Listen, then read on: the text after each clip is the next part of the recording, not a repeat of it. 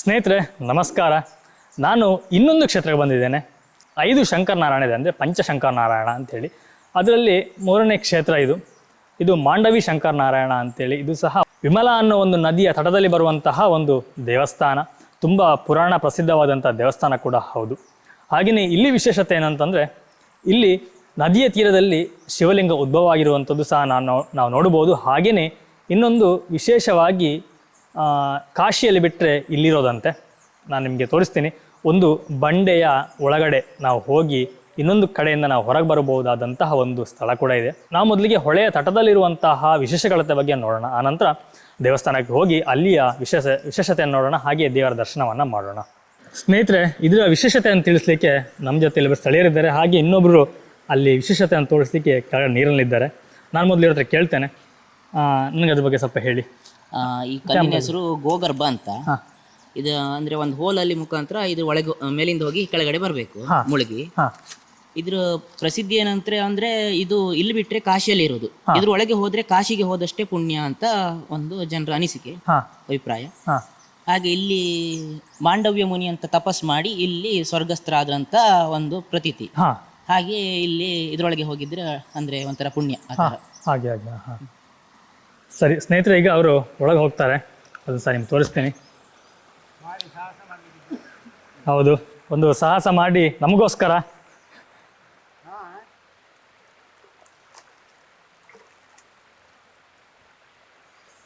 ನೋಡಿ, ಈ ರೀತಿಯಾಗಿ ಹೋಗಿ ಬಂದರೆ ಪುಣ್ಯ ಬರುತ್ತೆ. ಕಾಶಿಗೆ ಹೋಗಿ ಬಂದಂಥ ಪುಣ್ಯವನ್ನು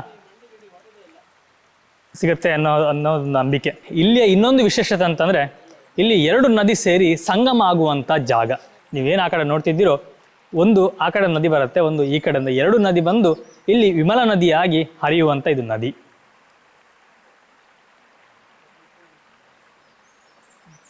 ಸ್ನೇಹಿತರೆ, ನಾವು ಈ ಕ್ಷೇತ್ರದ ಇತಿಹಾಸವನ್ನು ತಿಳಿಯೋಣ. ಯಾಕಂದರೆ ಪ್ರತಿಯೊಂದು ಕ್ಷೇತ್ರಕ್ಕೆ ಹೋದಾಗ ಅಲ್ಲಿ ಒಂದು ಪುರಾಣ ಕಥೆ ಅಂತ ಇರುತ್ತೆ. ಹಾಗೆಯೇ ಈ ಕ್ಷೇತ್ರ ಸಹ ಒಂದು ಪುರಾಣ ಕಥೆ ಇದೆ. ನಮಗೆ ಈ ಪುರಾಣ ಕಥೆನ ನಮಗೆ ತಿಳಿಸ್ಕೊಡ್ಲಿಕ್ಕೆ ಇಲ್ಲಿ ಗ್ರಾಮಸ್ಥರಿದ್ದಾರೆ. ಅವ್ರನ್ನ ಮಾತಾಡಿಸಿ ಇಲ್ಲಿಯ ಸ್ಥಳ ಪುರಾಣವನ್ನು ತಿಳ್ಕೊಳ್ಳೋಣ. ಸರ್ ನಮಸ್ಕಾರ. ನಮಸ್ತೆ. ನಿಮ್ಮ ಹೆಸರು? ನಮ್ಮ ಹೆಸರು ಉದಯ್ ಪೂಜಾರಿ ಅಂತೇಳಿ. ನಂಗೆ ಸ್ವಲ್ಪ ಈ ಕ್ಷೇತ್ರದ ಬಗ್ಗೆ, ಒಂದು ಸ್ಥಳ ಪುರಾಣ ಬಗ್ಗೆ ಹೇಳಿಬಿಡಿ. ಕ್ಷೇತ್ರದ ಬಗ್ಗೆ ಅಂತ ಹೇಳಿದ್ರೆ, ಇದು ಇಲ್ಲಿ ಹೆಸರಿಕೆ ಶ್ರೀ ಕ್ಷೇತ್ರ ಮಾಂಡವಿ ಶಂಕರನಾರಾಯಣ ಅಂತೇಳಿ, ಅಮಾಸೆಬೈಲು ಗ್ರಾಮ, ಹಳೆ ಅಮಾಸೆಬೈಲು ಅಂತೇಳಿ ಇಲ್ಲಿ ಪ್ಲೇಸ್. ಪಂಚಶಂಕರಣದಲ್ಲಿ ಇದು ಸಹ ಒಂದು. ಮತ್ತೆ ಇಲ್ಲಿ ಉದ್ಭವ ಲಿಂಗ ಇದೆ. ಈಶ್ವರ ಮತ್ತೆ ನಾರಾಯಣ ಒಟ್ಟಾಗಿರೋದು ಒಂದು ಶಂಕರನಾರಾಯಣ ದೇವಸ್ಥಾನ. ಇಲ್ಲಿ ಈಗ ಅಂದ್ರೆ ತುಂಬಾ ಇದೆ, ಅಂದ್ರೆ ಮುಂಚೆ ತುಂಬಾ ಹಳೆಯ ದೇವಸ್ಥಾನ, ಅಂದ್ರೆ ಏನು ಸಹ ಇರ್ಲಿಲ್ಲ ಇಲ್ಲಿ, ಒಂದು ರೋಡ್ ಸಹ ಇರ್ಲಿಲ್ಲ, ಮತ್ತೆ ತುಂಬಾ ಚಿಕ್ಕದಾಗಿ ಒಂದು ದೇವಸ್ಥಾನ ಇದ್ದಿತ್ತು. ಈಗ ಒಂದು ಅಂದ್ರೆ ಒಂದು 3-4 ವರ್ಷ ಆಗ್ಬೋದಲ್ಲ, ಅದರಿಂದ ಈಚೆ ಒಂದು ಅಂದ್ರೆ ಜೀರ್ಣೋದ್ಧಾರ ಆಗಿ ಒಂದು ಶಿಲಾಮಯ ದೇಗುಲ ಸಹ ಆಗಿದೆ ಈಗ. ತುಂಬ ಒಂದು ನಮ್ಮ ಹಿರಿಯವರಾದ ನಮ್ಮ ಇಲ್ಲಿಯ ಇದರವರಾದ ಕಿರಣ್ ಕೊಡ್ಗೆ ಅವರಿಂದ, ಅವರ ನೇತೃತ್ವದಲ್ಲಿ ಒಂದು ಒಳ್ಳೆಯ ಒಂದು ಕೆಲಸ ನಡೀತಾ ಉಂಟು. ಈಗ ಅಭಿವೃದ್ಧಿ ಆಗ್ತಾ ಉಂಟು ಈಗಲೂ ಸಹ. ಇನ್ನು ಸ್ವಲ್ಪ ಕೆಲಸ ಎಲ್ಲ ಬಾಕಿ ಉಂಟು, ಈಗ ನಡೀತದೆ. ನಂಗೆ ಹಾಗೆ ಒಂದು ಇಲ್ಲಿ ಕರೆಕ್ಟ್ ಅಡ್ರೆಸ್ ಹೇಳಿ, ಯಾಕಂದ್ರೆ ಬರೋರಿಗೆ ಅಡ್ರೆಸ್ ಗೊತ್ತಾಗ್ಲಿ. ಅಡ್ರೆಸ್ ಇದು ಕುಂದಾಪುರ ತಾಲೂಕು, ಉಡುಪಿ ಜಿಲ್ಲೆ, ಅಮಾಸೆಬೈಲು ಗ್ರಾಮ, ಹಳೆ ಅಮಾಸೆಬೈಲು. ಅಮಾಸೆಬೈಲಿಂದ ಒಂದು 4-4.5 ಕಿಲೋಮೀಟರ್ ಬರಬೇಕು. ಜಡ್ಡಿನಗದ್ದೆ ರೂಟ್. ಮಧ್ಯದಲ್ಲಿ ಮಾಂಡವಿ ಶಂಕರನಾರಾಯಣ ಅಂತ ಒಂದು ರೋಡ್ ಬೋರ್ಡ್ ಇದೆ, ಅಲ್ಲಿ ಒಳಗಡೆ ಬಂದಿದೆ. ಸೀದಾ ಸ್ಟ್ರೈಟ್ ಬಂದಿದ್ರೆ ಬರುತ್ತೆ. ರೈಟ್ ಮೈನ್ ರೋಡ್ ಅಲ್ಲಿ ಬೋರ್ಡ್ ಇದೆಯಾ? ಮೇನ್ ರೋಡ್ ಅಲ್ಲಿ ಬೋರ್ಡ್ ಇದೆ. ಸರಿ. ಮತ್ತೆ ಇಲ್ಲಿ ವಿಶೇಷ ಅಂದ್ರೆ, ನಮ್ದು ಇಲ್ಲಿ ದೇವಸ್ಥಾನದ ಒಂದು ಕೂಡಲ ಸಂಗಮ ಅಂತೇಳಿ 2 ಹೊಳೆ ಕೂಡ್ತದೆ ಇಲ್ಲಿ. ಆ ಹೊಳೆಯಲ್ಲಿ ಒಂದು ವಿಶೇಷತೆ ಅಂತ ಹೇಳಿದ್ರೆ, ಒಂದು ಗೋಗರ್ಭ ಉಂಟು ಅದ್ರಲ್ಲಿ. ಅದರಲ್ಲಿ ಒಂದ್ಸಲ ಅದ್ರ ಒಳಗೆ ಹೋದ್ರೆ ಕಾಶಿಗೆ ಹೋದಷ್ಟು ಒಂದು ಪುಣ್ಯ ಸಿಗ್ತದೆ ಅಂತ ಹಿರಿಯವರು ಹೇಳ್ತಾ ಇದ್ದಾರೆ. ಒಂದು ಪ್ರತೀತಿ ಉಂಟು. ಅದು ಎಲ್ಲಿ ಸಹ ಇಲ್ಲ, ಮತ್ತೆ ಬೇರೆ ಎಲ್ಲಿ ಸಹ ನಿಮ್ಗೆ ಅದು ನೋಡ್ಲಿಕ್ಕೆ ಸಿಗುದಿಲ್ಲ. ಇಲ್ಲಿ ಬಿಟ್ರೆ ಮತ್ತೆ ಬೇರೆ ಎಲ್ಲಿ ಸಹ ನೋಡ್ಲಿಕ್ಕಿಲ್ಲ.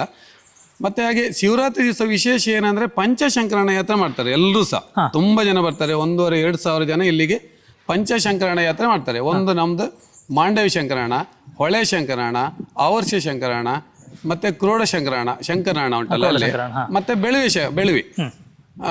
ಇಷ್ಟು 5 ಪಂಚಶಂಕರಣ ಯಾತ್ರೆ ಮಾಡ್ತಾರೆ. ಅಂದ್ರೆ ಆ ದಿವಸದಲ್ಲಿ ನಮ್ದು ಸಹ ಒಂದು ಪಂಚಶಂಕರಣದಲ್ಲಿ ಒಂದು ಸಹ ನಮ್ದು ಒಂದು ಶಂಕರಣ.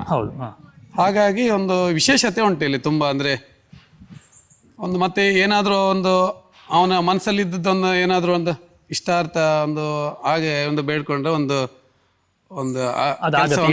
ಈಡೇರ್ತದೆ ಅಂತ ಅನುಭವ ಬಂದಿದೆ. ಬಂದಿದೆ ನಮ್ಗೆ ಅನುಭವ ಬಂದಿದೆ. ನಮ್ದೆಲ್ಲ ಒಂದು ಮಾಂಡವಿ ಫ್ರೆಂಡ್ಸ್ ಅಂತ ಹೇಳಿ ಉಂಟು. ನಮ್ದ ಹುಡುಗರು ಸಹ ತುಂಬಾ ಇಲ್ಲಿಗೆ ಅಂದ್ರೆ ಒಂದು ಕಾಳಜಿ ವಹಿಸಿ ಒಂದು ಒಳ್ಳೆ ಕೆಲಸ ಅಂದ್ರೆ ಎನಿ ಟೈಮ್ ಅಂದ್ರೆ ಯಾವ ಟೈಮಲ್ಲಿ ಸಹ ಬಂದ್ರು ಸಹ ನಾವೊಂದು ಇಲ್ಲಿ ಅಂದ್ರೆ ನಮ್ದೊಂದು ಗ್ರೂಪ್ ಉಂಟು ಮಾಂಡವಿ ಫ್ರೆಂಡ್ಸ್ ಅಂತೇಳಿ, ಅವ್ರದ್ದೊಂದು ಯಾವತ್ತೂ ಸಹ ಸಹಕಾರ ಮಾತ್ರ ತುಂಬಾ ಮಾಡ್ತೇವೆ ನಾವು ಎಲ್ಲರೂ ಸೇರಿ. ಎಲ್ಲ ಕೆಲಸ ಸಹ ಅಂದ್ರೆ ನಾವು ಅಷ್ಟು ನಿಷ್ಠೆಯಿಂದ ಬಂದು ಎಲ್ಲರೂ ಸಹ ಒಂದು ಯಾವುದೇ ಕೆಲಸ ಇರಲಿ ಅಷ್ಟು ಚೆನ್ನಾಗಿ ಮಾಡ್ತೇವೆ. ನೀವು ಹೇಳಿದಾಗ ಅದನ್ನ ಗಮನಿಸಿದೆ. ಯಾಕಂತಂದ್ರೆ ನಾನು ಬರುವಾಗ ಒಂದು ಅಂಗಡಿಲಿ ಅಡ್ರೆಸ್ ಕೇಳಿದೆ, ಆಗ ಇವರಿಬ್ಬರಲ್ಲಿ ಕೂತಿದ್ರು ಒಳಗಡೆ. ಆ್ಯಕ್ಚುಲಿ ನಾನು ನೋಡಿರಲಿಲ್ಲ. ಕೇಳಿದಾಗ ಈ ಅಂತ ಹೇಳಿದ್ರು. ನಾವು ಬರುವಾಗ ನಮ್ಮನ್ನು ಫಾಲೋ ಮಾಡ್ಕೊಂಡು ಬಂದು ಇಲ್ಲಿ ತನಕ ಬಂದು ನಮ್ಗೆ ದಾರಿ ತೋರಿಸಿ ನಮ್ಮ ಜೊತೆ ಇದ್ದಾರೆ. ನಿಮಗೆ ತುಂಬ ಥ್ಯಾಂಕ್ಸ್ ಆ್ಯಕ್ಚುಲಿ. ಯಾಕಂದ್ರೆ ನಮ್ಗೆ ಗೊತ್ತಿಲ್ಲ, ನಾವು ಆ ದಾರಲ್ಲಿ ಹೋಗ್ತಿದ್ದೆ ಅಂದ್ಕೊಳ್ತೀನಿ. ನಾವು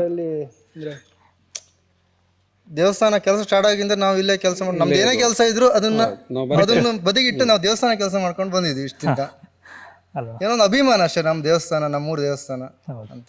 ಆಗ್ಲಿ, ನಮ್ಗೆ ಖುಷಿ ಆಯ್ತು. ಯಾಕಂದ್ರೆ ಇಲ್ಲ ನಾವು ನಮ್ಗೆ ಗೊತ್ತಿರಲಿಲ್ಲ ರೋಡ್ ಸಹ. ಅದೇ ನಾವು ಅಂದ್ರೆ ಅಂತ ಇಲ್ಲಿ ಕೆಲಸ ನಡೀತಾ ಇದೆ, ಎಲ್ಲಾದ್ರೂ ಏನೋ ಕೆಲ್ಸಕ್ಕೆ ಬಂದಿರೋರು ಅನ್ಕೋ. ಆಮೇಲೆ ನೀವು ಯೂಟ್ಯೂಬರ್ ನಮ್ಮ ಊರಿಂದ ಹೊರಗಡೆ ಗೊತ್ತಾರ ನಮ್ಗೆ ಖುಷಿ ಅಲ್ವಾ, ಅದಕ್ಕೆ ಬಂದಿದ್ದು. ಸರಿ, ಹೌದು. ಇನ್ನೂ ಜಾಸ್ತಿ ಜನ ಬರುವಂತಾಗ್ಲಿ, ಮತ್ತೆ ನಮ್ಮ ದೇವಸ್ಥಾನ ಇನ್ನೂ ಜಾಸ್ತಿ ನೀವು ಪ್ರಚಾರ ಕೊಡಿ ಅಂತ ಹೇಳ್ತಾ ಅಂದ್ರೆ ಒಳ್ಳೇದು ನಮಗೂ ಸಹ. ಅಂದ್ರೆ ಗೊತ್ತಾಗ್ತದೆ ಹೊರಗಡೆ ಸಹ ಪ್ರಚಾರ ಆಗ್ಲಿ. ಕೆಲವರಿಗೆ ಕಾಡು ಮಧ್ಯೆ ಇರೋ ದೇವಸ್ಥಾನ ಗೊತ್ತಿರುವುದಿಲ್ಲ, ಇಲ್ಲಿ ಒಂದು ದೇವಸ್ಥಾನ ಇಷ್ಟು ಒಳ್ಳೆ ದೇವಸ್ಥಾನ ಉಂಟಂತೇಳಿ ಕೆಲವರಿಗೆ ಗೊತ್ತೇ ಇಲ್ಲ ಇನ್ನೂ ಸಹ. ಹಾಗೆ ಇದನ್ನು ಇನ್ನೂ ಸಹ ಒಂದು ನಿಮ್ಮ ಚಾನಲ್ನಿಂದ ನಮ್ಗೊಂದು ಸ್ವಲ್ಪ ಜಾಸ್ತಿ ಇನ್ನೂ ಸಹ ಅಭಿವೃದ್ಧಿ ಆಗಲಿ ದೇವಸ್ಥಾನ ಅಂತ ನಮಗೂ ಸಹ ಒಂದು ಖುಷಿ ಉಂಟು. ನೀವು ದಯವಿಚ್ಚೆ. ನಿಮಗೂ ಸಹ ಹಾಗೆ ನೀವು ಇಲ್ಲಿ ಬಂದಿದ್ದಕ್ಕೆ ನಮ್ಮ ಮಾಂಡವಿ ಶಂಕರಣ್ಣ ದೇವಸ್ಥಾನದ ವತಿಯಿಂದ ನಿಮಗೂ ಸಹ ಒಂದು ಒಳ್ಳೇದಾಗ್ಲಿ. ಮತ್ತೆ ಅಂದ್ರೆ ಇನ್ನೂ ಸಹ ನಿಮ್ಗೆ ಒಂದು ಒಳ್ಳೆ ರೀತಿಯಲ್ಲಿ ನಡೀಲಿ ಅಂತ ಹೇಳ್ತಾ ಒಳ್ಳೆ ಥ್ಯಾಂಕ್ ಯು ಆಗಲಿ. ಸ್ನೇಹಿತರೆ, ಇದಿಷ್ಟು ಇಲ್ಲಿಯ ಗ್ರಾಮಸ್ಥರ ಒಂದು ಅಭಿಪ್ರಾಯ ಆಗಿತ್ತು. ಸ್ನೇಹಿತರೆ, ಹಾಗೆಯೇ ಈ ಕ್ಷೇತ್ರದ ಅರ್ಚಕರಿದ್ದಾರೆ, ಅವ್ರ ಹತ್ರನ ಮಾತಾಡಿ ಇಲ್ಲಿಯ ವಿಶೇಷಗಳನ್ನು ತಿಳ್ಕೊಳ್ಳೋಣ. ಭಟ್ರೆ ನಮಸ್ಕಾರ. ನಮಸ್ತೆ. ಭಟ್ರೆ, ತಮ್ಮ ಹೆಸರು? ನರಹರಿ ಭಟ್ ಅಂತೇಳಿ. ಹಾಂ ಭಟ್ರೆ, ನಾನು ಈ ಕ್ಷೇತ್ರದ ಬಗ್ಗೆ ಸ್ವಲ್ಪ ನನಗೆ ಮಾಹಿತಿ ಕೊಡಬೇಕು ನೀವು. ಮೊದಲನೇದಾಗಿ ಹೇಳಿದ್ರಿ ಲಿಂಗ ಒಂದು ವಿಶೇಷತೆ ಇದೆ ಅಂತ ಹೇಳಿ, ಅದ್ರ ಬಗ್ಗೆ ಸ್ವಲ್ಪ ಹೇಳಿ. ಏನಂದ್ರೆ ಇಲ್ಲೇ ಲಿಂಗ ಹೇಗೆ ಅಂದ್ರೆ 4 ಫೀಟ್ ತನಕ ಇರುವಂತಹ ಲಿಂಗ. 4 ಫೀಟಿನಿಂದ 2 ಶಿಲೆ ಅಂತೇಳಿ, 2 ತಲೆ ಇದ್ದಾಗ 2 ಕವಲು ಹೊಡೆದೇ ಇರುತ್ತೆ. ಅದು ಇಲ್ಲಿ ವಿಶೇಷ. ಅಂದ್ರೆ ಶಂಕರ ಅನ್ನೋದು ಸ್ವಲ್ಪ ದೊಡ್ಡವನಾಗಿರ್ತಾನೆ, ನಾರಾಯಣನು ಸಣ್ಣವನು ಅಂತೇಳಿ. ಈಗ ಅಂದ್ರೆ ಇಲ್ಲಿ ಕ್ಷೇತ್ರಕ್ಕೆ ಕರೆಂಟ್ ಇಲ್ಲ, ಹೊರಗಿಂದಲೇ ಕರೆಂಟ್ ಹಾಕ್ಬೇಕು. ಹಾಗಾಗಿ ಯಾರಿಗೂ ತೋರಲ್ಲ, ದೀಪ ಹಚ್ಚಿದ್ರೆ ಮಾತ್ರ, ಒಳಗೆ ಲೈಟ್ ಇಲ್ಲ. ಸರಿ ಸರಿ. ಮತ್ತೆ ಇಲ್ಲಿಗೆ ಶತರುದ್ರ ಆಗ್ಬೋದು, ರುದ್ರಾಭಿಷೇಕ, ಅದನ್ನೆಲ್ಲ ಅಂದ್ರೆ ಮಕ್ಕಳಾಗದಿದ್ದವರಿಗೆ ರುದ್ರಾಭಿಷೇಕ ಸೇವೆ ಕೊಡ್ತೀನಿ, ಶತರುದ್ರ ಸೇವೆ ಕೊಡ್ತೀನಿ ಅಂತೇಳಿ ಅದ್ ನಡೆಸಿ ಕೊಡ್ತಾನೆ. ಸರಿ. ಎಷ್ಟೋ ಅನುಭವಗಳಿದೆ. ಹೌದಾ? ಇದು ಪೂಜೆ ಸಮಯ ಹೇಗೆ? 11 ಬೆಳಿಗ್ಗೆ 9ರಿಂದ 11. ಮತ್ತೆ ಇನ್ನು ಮುಂದೆ ಅಂದ್ರೆ ಕ್ಷೇತ್ರ ಎಲ್ಲ ಇದಾದ್ಮೇಲೆ 17ಕ್ಕೆ ಫಂಕ್ಷನ್ ಇದೆ. 17 ನಂತರ ಶಿವರಾತ್ರಿ ನಂತರ 2 ಹೊತ್ತು ಸೋಮವಾರ 2 ಹೊತ್ತು ಪೂಜೆ ಮಾಡ್ತಾ ಇದ್ದೇವೆ. ಸೋಮವಾರ ಮಾತ್ರ? ಬಾಕಿ ದಿನದಲ್ಲಿ ಒಂದು ದಿನ. ಸರಿ ಸರಿ. ಯಾವ ಸಮಯದಲ್ಲಿ ಭಕ್ತಾದಿಗಳು ಬರ್ಬೇಕಾಗತ್ತೆ? ಬೆಳಿಗ್ಗೆ 9ರಿಂದ 11. ಹೌದಾ? ಬೇರೆ ದಿವಸ ಅದೇ ಇನ್ನು ಮುಂದಿನ ಟೈಮ್ ಹಾಕ್ಲಿಲ್ಲ ಈ ಸದ್ಯದಲ್ಲಿ ಇರುವ ಸಮಯ. ಸರಿ. ಹಾಗೆ ಕಾಂಟ್ಯಾಕ್ಟ್ ನಂಬರ್ ಏನಾದ್ರು ಉಂಟಾ? ಯಾರಾದ್ರೂ ಫೋನ್ ಮಾಡಿ ಬಂದ್ರೆ ಒಳ್ಳೇದಾಗುತ್ತೆ. ಒಂದು ನಂಬರ್ ಹೇಳ್ಬೋದಾ? 8660-488-957. ಸರಿ. ಈ ನಂಬರಿಗೆ ಫೋನ್ ಮಾಡಿದ್ರು ಆಗ್ಬೋದು, ಅಥವಾ ಮೆಸೇಜ್ ಮಾಡಿದ್ರು ಆಗ್ಬೋದು. ಸರಿ ಸರಿ ಸರಿ. ಏನೇ ಇದ್ರು ಹೇಳ್ತೀವಿ. ಮುಂಚಿತವಾಗಿ ತಿಳಿಸ್ಬೇಕು ಮಾತ್ರ. ಅಂದ್ರೆ ಕ್ಷೇತ್ರಕ್ಕೆ ಬಂದು ಭಟ್ರು ಹೋದ್ಮೇಲೆ ಒಂದು ಕಷ್ಟ ಆಗಿರುತ್ತೆ ಅಲ್ವಾ? ಹೌದು. ಅಂದ್ರೆ ನಾನು ಬರೋದು 25 ಕಿಲೋಮೀಟರ್ ದೂರದಿಂದ, ಹಾಗಾಗಿ ನಾವು ಬಂದವರಿಗೂ ಬೇಜಾರಾಗಿರ್ಬಾರ್ದು. ಹೌದು. ಹಾಗಾಗಿ ಇಲ್ಲಿ ವಿಶೇಷ ಪೂಜೆ ಯಾವುದು? ರುದ್ರಾಭಿಷೇಕ, ಶತರುದ್ರಾಭಿಷೇಕ, ಬಿಲ್ವಾರ್ಚನೆ. ಬಿಲ್ವಾರ್ಚನೆ ಒಂದು ಈಶ್ವರಿ ತುಂಬಾ ವಿಶೇಷ ಅಂತೇಳಿ. ರುದ್ರಾಭಿಷೇಕ ಕೊಡ್ಬೇಕು. ಸರಿ. ಏನೇ ಇದ್ರು ಮನಸ್ಸಲ್ಲಿ ಏನೇ ಕಷ್ಟ ಅಂತ ಹೇಳಿದ್ರೆ ರುದ್ರಾಭಿಷೇಕ ಸೇವೆ ಕೊಡ್ತೇನೆ ಅಂತ ಹೇಳಿದ್ರೆ ಎಲ್ಲ ನಡೆಸಿ ಹರಕೆ. ಅದು ಸರಿ ಸರಿ. ಅದು ವಿಶೇಷ ಹರಕೆ ಅದೇ ಅಲ್ವಾ? ಇನ್ನು ಮುಂದೆ ಕಾರ್ತಿಕ ದೀಪೋತ್ಸವ ಆಚರಿಸ್ತಾ ಇದ್ದೇವೆ ಎಲ್ಲರೂ. ಅದು ಯಾವಾಗಿಂದ? ಇದು ಜೀರ್ಣೋದ್ಧಾರ ಇದೆಲ್ಲ ಆದ್ಮೇಲೆ. ಸರಿ ಸರಿ ಸರಿ. ಆಯ್ತು ಭಟ್ರೆ, ತುಂಬಾ ಧನ್ಯವಾದ ನಿಮ್ಗೆ. ನಮಗೋಸ್ಕರ ಒಂದು 2 ನಿಮಿಷ ಟೈಮ್ ಕೊಟ್ಟರೆ. ನಾನ್ ನಂಬಿರೋದು ಎಷ್ಟೇ, ಪ್ರತಿಯೊಬ್ಬ ಭಕ್ತ ದೇವಸ್ಥಾನದ ಮೆಟ್ಟಲು ಹತ್ಬೇಕಾದ್ರೆ ಹೇಳ್ತೀನಿ, ಹೊಸಲು ದಾಟ್ಬೇಕಾದ್ರೆ ಇಷ್ಟು ಕಷ್ಟ ಇದೆ, ಅದನ್ನ ನಡೆಸಿ ಕೊಡು ಅಂತೇಳಿ ದೇವರ ಹತ್ರ. ನಾನು ಅಷ್ಟನ್ನೇ ನಂಬ್ಕೊಂಡು ಬಂದಿದ್ದೇನೆ. ಆ ಆಸೆಯನ್ನು ದೇವರು ಈಡೇರಿಸಿ ಕೊಡ್ತಾ ಇದ್ದೇನೆ. ನಮ್ಮದೇನಿಲ್ಲ, ನಾವು ದೇವರಲ್ಲಿ ತಿಳಿಸುವುದು ಅಷ್ಟೇ. ಅವನ ಆಸೆ ಏನಿದೆಯೋ, ಭಕ್ತನ ಆಸೆ, ಅದನ್ನು ಈಡೇರಿಸಿ ಕೊಡು ಅಂತೇಳಿ ಅದನ್ನು ಈಡೇರಿಸಿ ಕೊಟ್ಟಿದ್ದಾನೆ. ಇನ್ನು ಮುಂಚಿತ ನಾವು ಹೆಚ್ಚೇನು ಹೇಳಲಿಕ್ಕೆ ಆಗುವುದಿಲ್ಲ. ಏನಾದ್ರೆ ಪ್ರತಿಯೊಬ್ಬ ಭಕ್ತನಲ್ಲಿ ಹೇಳುವುದು. ಮತ್ತೆ ಇಲ್ಲಿ ದೇವಸ್ಥಾನಕ್ಕೆ ಬಂದು ಆಗುತ್ತೋ ಇಲ್ವೋ ಅಂತೇಳಿ ನಾನು ಆಗ್ಲೇ ಹೇಳಿರ್ಬೋದು. ನೆಗೆಟಿವ್ ಥಿಂಕಿಂಗ್ ಮಾಡಬಾರ್ದು ಅಂತ. ಯಾವತ್ತು ಪಾಸಿಟಿವ್ ಥಿಂಕಿಂಗ್ ಇರ್ಬೇಕು ಅಂತೇಳಿ. ನಾವು ಒಳ್ಳೇದಾಗುತ್ತೆ ಅಂತೇಳಿ ಕ್ಷೇತ್ರಕ್ಕೆ ಬರೋದು. ಅದು ಬಿಟ್ಟು ಆಗುತ್ತೋ ಇಲ್ವಾ ಅಂತ ಇಲ್ಲಿಂದ ಮೆಟ್ಲಿಂದ ಹೊರಗೆ ಹೋಗ್ಬೇಕಾದ್ರೆ ಹೊಸ್ಲಿಂದ ದಾಟ್ಬೇಕಾದ್ರೆ ಎಣಿಸೋದು ಆಗುತ್ತೋ ಇಲ್ವಾ ಅಂತ ನೆಗೆಟಿವ್ ಥಿಂಕಿಂಗ್, ಅದನ್ನೆಲ್ಲ ಕಡಿಮೆ ಮಾಡಿ ಅಂತ ಹೇಳೋದು ಎಲ್ಲರಿಗೂ. ನಾ ದೇವ್ರ ಹತ್ರ ಬೇಡಿದೀನಿ, ಆಗತ್ತಾ ಇಲ್ವೋ ಅನ್ನೋ 2 ಮನಸ್ಸಲ್ಲಿ ಹೊರ ಹೋಗುವಂಥದ್ದು, ಅದು ಆಗ್ಬಾರ್ದು ಅಂತ. ಹಾಗೆ ಆಗ್ಬಾರ್ದು, ಆಗುತ್ತೆ ಅಂತೇಳಿ ಇಟ್ಕೊಂಡು ಹೋಗ್ಬೇಕು, ನಡೆಸಿಕೊಡ್ತೇನೆ ಅದನ್ನು. ಆಗ್ಲಿ ಭಟ್ರೆ, ಒಂದು ಒಳ್ಳೆ ಸಂದೇಶ ಕೊಟ್ರಿ, ತುಂಬಾ ಧನ್ಯವಾದ ನಿಮ್ಗೆ. ನಿಮಗೂ ಕೂಡ ಕ್ಷೇತ್ರಕ್ಕೆ ಬರ್ತಾ ಇರಿ, ಹೀಗೆ ಖಂಡಿತವಾಗ್ಲು ಆಗ್ಲಿ, ನಿಮ್ ಕಡೆಯಿಂದಲೂ ಬರ್ಲಿ, ಆಗ್ಲಿ, ನಾವು ತುಂಬಾ ಆಸೆ ಪಡ್ತೀವಿ. ಆಗ್ಲಿ ಭಟ್ರೆ, ನಮಸ್ಕಾರ. ಯಾವತ್ತು ರೆಡಿ ಆಗಿರ್ತೀವಿ, ನೀವು ಏನೇ ಕೇಳಿದ್ರು ಯಾರೇ ಆಗ್ಲಿ, ಪ್ರತಿಯೊಬ್ಬ ಭಕ್ತ ಕ್ಷೇತ್ರಕ್ಕೆ ಬಿಟ್ರೆ ಹೇಗಿದೆ, ಇಷ್ಟೊತ್ತಿಗೆ ಬರಬಹುದಾ ಅಂತ ಕೇಳಿದ್ರೆ ನಾವು ಫ್ರೀ ಇರುವ ಟೈಮಲ್ಲಿ ಅಂತೂ ಭೇಟಿ ಮಾಡಿಸ್ತೀವಿ ಪ್ರತಿಯೊಬ್ಬ ಭಕ್ತನಿಗೂ. ಆಗ್ಲಿ, ಆ ನಂಬರ್ ಇದೆಯಲ್ಲ, ಆ ನಂಬರಿಗೆ ಕಾಲ್ ಮಾಡಿದ್ರೆ ಆಯ್ತು, ಒಂದು ಮಧ್ಯಾಹ್ನ 2 ಗಂಟೆ ಬರ್ತೀನಿ ಭಟ್ರೆ ಹೀಗೆ ಇದೆ ಅಂತ ಹೇಳಿದ್ರೆ ಓಕೆ, ನಾ ರೆಡಿ ಇದ್ದೇನೆ. ಸರಿ ಸರಿ, ಅವ್ರು ಫೋನ್ ಮಾಡಿದ್ರೆ ಆಯ್ತು ಮುಂಚಿತ. ಸರಿ ಭಟ್ರೆ, ಓಕೆ, ಥ್ಯಾಂಕ್ ಯು, ನಮಸ್ಕಾರ. ಥ್ಯಾಂಕ್ ಯು, ಧನ್ಯವಾದಗಳು. ಹಾಗೇನೆ ಇಲ್ಲಿ ಒಂದು ಸ್ಥಳ ಪುರಾಣವನ್ನು ಕೇಳೋಣ. ಫಸ್ಟ್ ನಿಮ್ಮ ಹೆಸರು ಹೇಳಿ, ನಾನು ಹೆಸರುಗಳು ಮರ್ತೇವೆ. ಸರಿ, ಪ್ರಶಾಂತ್ ಅಂತ, ಪ್ರಶಾಂತ್ ಅಂತ, ಇಲ್ಲಿ ಸ್ಥಳೀಯರು. ಓಕೆ.